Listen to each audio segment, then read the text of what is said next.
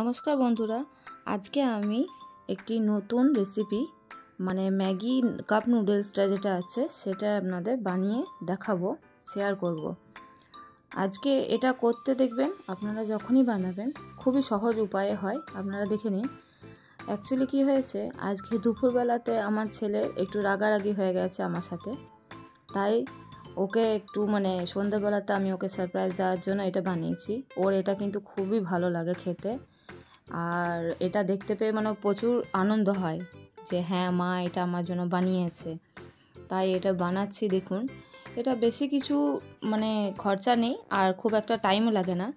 Just একটু জলটাকে বেশ ভালো করে ফুটিয়ে গরম করে নেবেন, আর এরকম আনবক্সিং আপনি দেখতে পাচ্ছেন। আনবক্সিং করার পর এই গরম জলটিকে ওর মধ্যে ঢেলে দেবেন। ঢেলে আপনি খানিকক্ষণ ম্যাক্সিমাম ওই 2 মিনিট কি 5 মিনিটের মতো একটু ঢাকা দিয়ে রেখে দেবেন।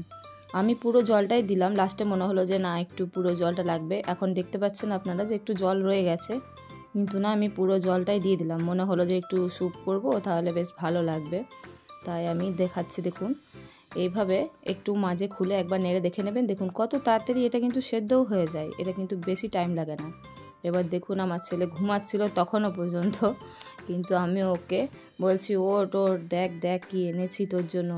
ও তো ঘুমের ঘোরে কিছু দেখতেই পায়নি, কারণ ও অনেকক্ষণই রাগ করে রেখেছিল আমার সাথে নিয়ে, অনেকক্ষণ দুপুরে ঘুমায়নি, একটু লেট করে শুয়েছে।